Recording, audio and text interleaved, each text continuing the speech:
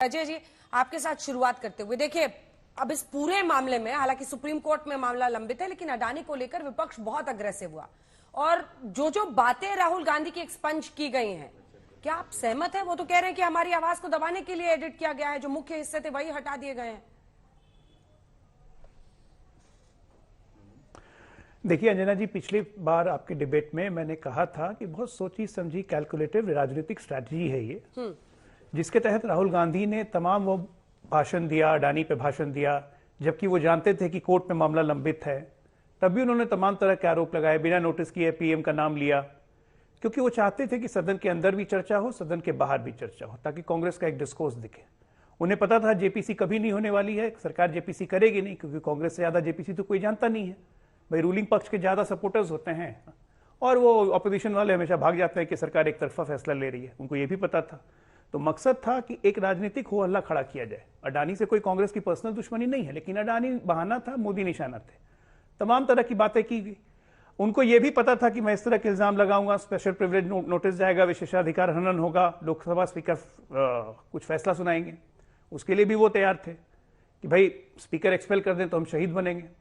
ये मुद्दा लगातार 1 साल तक चलता रहेगा। बेसिकली अच्छी बात है, विपक्ष का काम है एक राजनीतिक डिस्कोर्स खड़ा करना, तो पूरा का पूरा एक डिस्कोर्स बनाया गया कि एक मूवमेंट बने। लेकिन समस्या ये हो गई कि ये मामला चला गया न्यायालय में, न्यायालय ने उसमें बोल दिया कमेटी बनाने के लिए। अब उस पर स्ट्रैटेजी जरूर रिविजिट होगी। अब राहुल गांधी ने जो जवाब दिया है उसमें उन्होंने सबूत दिए हैं, नहीं दिए, ना मुझे पता है ना आपको पता है, क्योंकि पब्लिक डिस्कोर्स में नहीं है। एनीवे, अब ये लोकसभा सचिवालय और माननीय अध्यक्ष का निर्णय होगा कि वो राहुल गांधी पे क्या एक्शन लेते हैं। या तो वार्निंग देकर छोड़ देंगे, या 1-2 सेशन के लिए सस्पेंड कर देंगे, या सदस्यता ले लेंगे। ये तो बिल्कुल उनका विशेषाधिकार है। लेकिन सवाल ये उठता है कि क्या अडानी पे डिस्कशन करके कांग्रेस पार्टी कुछ अचीव कर, क्या मामला यहां तक पहुंचेगा? कुछ भी हो सकता है, मतलब ये तो निशिकांत दुबे ने कहा था ऐसा पहुंच सकता है, मतलब ये बिल्कुल ऑप्शंस में है, ये ऑप्शंस में है, विशेषाधिकार समिति के ऑप्शंस में होता है, अध्यक्ष का निर्णय होता है। हो सकता है सस्पेंड ही कर दें 2 सेशन के लिए, तब तो ऐसे भी सदस्यता रहे चाहे नहीं रहे कोई फर्क नहीं पड़ता, क्योंकि लोकसभा तो खत्म हो जाएगी दिसंबर के बाद, इंटरिम बजट होने के बाद। तो वो ये विशेषाधिकार अध्यक्ष जी का, उन्हीं पे छोड़ते हैं, हम लोग संभावनाएं व्यक्त कर सकते हैं। बात है कि आप जिस डिस्कोर्स को आप लेने की बात कर रही हैं, ये आने वाले भविष्य में कांग्रेस को कितना फायदा देता है। क्योंकि जो शेयर बाजार फॉलो करते हैं, जो देखते हैं, तो उन्होंने ये भी देखा कि पिछले 7 दिन के अंदर अडानी के शेयर तो 75% लगभग रिकवर कर गए। सिर्फ 2-3 ही शेयर अभी गिरे हुए हैं, बाकी सब शेयर रिकवर कर गए। तो अगर हिंडनबर्ग की रिपोर्ट इतनी सच्ची है, तो इन्वेस्टर्स का कॉन्फिडेंस कैसे बना हुआ है? अडानी ने अपना क्वार्टरली अभी रिजल्ट जारी किया, 850 करोड़ प्रॉफिट में जा रही है, कैश बुक्स बैलेंस शीट सब मेंटेन है।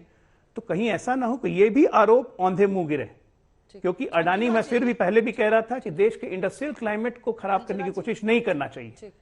अपनी राजनीति फेंकिए, लेकिन not at the cost of किसी इंडस्ट्रियलिस्ट। ठीक है, आप इंडस्ट्रियल क्लाइमेट को क्या खराब कर रहे हैं at the cost of N industrialist? Adani पर अभी भी अड़े हुए हैं, भिड़े हुए हैं राहुल गांधी। सुप्रिया जी, इसके बाद घनश्याम जी फौरन आ रही हूं। साहब, मुझे थोड़ी सी हंसी आई, और हंसी इस बात की आई कि अडानी के शेयर की कितनी चिंता है यहां पर लोगों को कि रिकवर हो गए।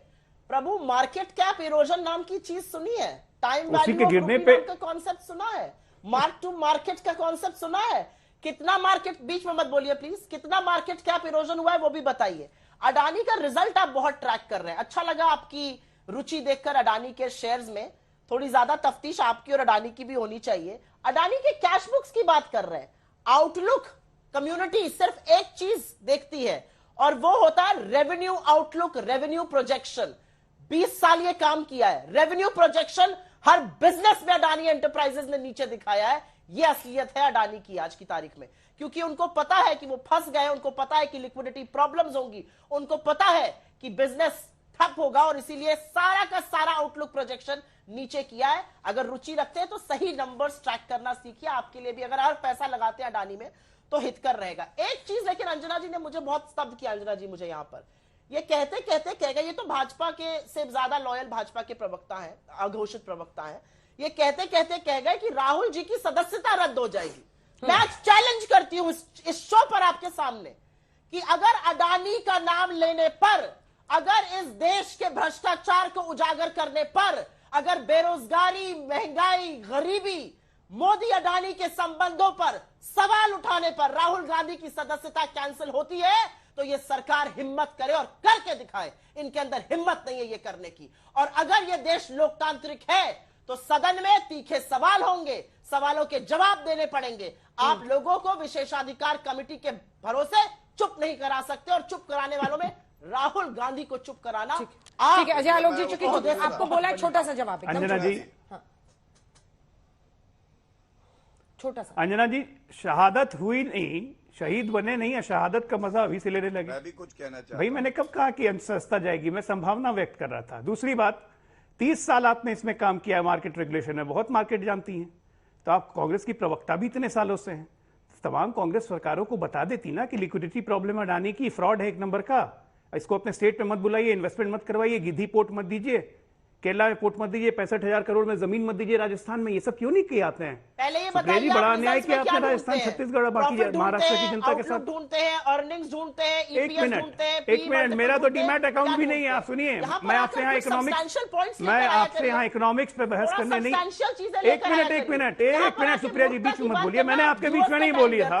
आप मेरे बीच में क्यों बोल रही हैं? मेरे बीच में क्यों बोल रही हैं?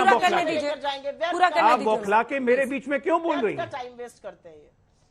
भाई मैंने आपके बीच में नहीं बोला, बौखला क्यों रही है? मत बौखलाइए ना, हम लोग यहाँ मार्केट इकोनॉमिक्स डिस्कस करने नहीं आए। मैं कह रहा हूं कि आप बिल्कुल सही काम कर रही हैं, एक अपोजिशन लीडर की तरह के डिस्कोर्स बनाने की कोशिश, लेकिन कहीं ऐसा ना हो कि वापस मुंह की खा के गिरे। जिस तरह से चौकीदार चोर था, उसी तरह से अडानी अंबानी भी भाई भाई ना निकले, मोदी भाई भाई नहीं निकले। अब तो टाटा भी आ गया, उस पर इल्जाम लगा दीजिए, क्योंकि टाटा ने भी आज अनाउंस किया कि 90% कैपिटलाइजेशन हम मार्केट से निकालेंगे। नहीं, आपको हर एक से समस्या है, आप देश के इंडस्ट्रियल क्लाइमेट को डिस्ट्रॉय करने की कोशिश कर रही हैं। ये